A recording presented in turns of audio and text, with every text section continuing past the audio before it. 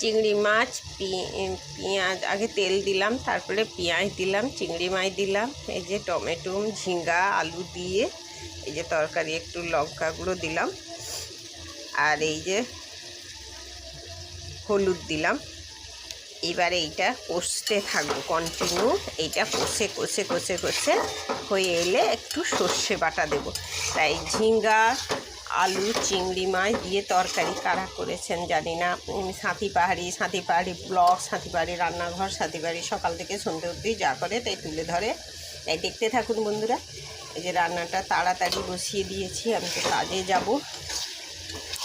কাল থেকে প্রচণ্ড অসুস্থ হয়ে পড়েছি। পরে গলবেই, জলটা একদম মরার পরে এই তরকারিটা এত দারুণ হয়,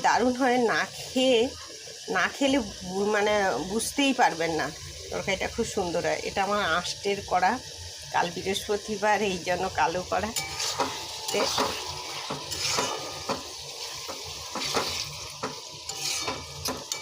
রান্নাঘর নেই, সমস্যা হয় ঘরের ভেতরে, তো রান্নাবান্না। দেখতে থাকুন। সকাল সকাল রান্না চাপিয়েছি, ভাত হয়ে গেছে, পাশে মাছ ভাজা বসাবো, মাছের টক করব।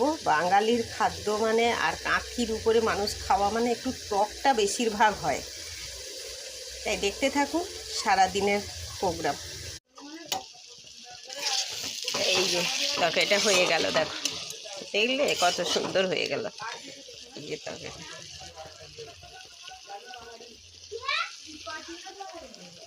টক করেছি তেঁতুল দিয়ে, মাছ দিয়ে। এটা তোমার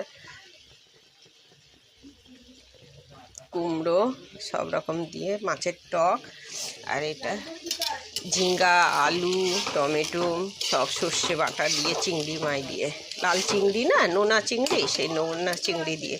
আমি তো কথা বলতেই পারছি না, শরীরটা ভালো।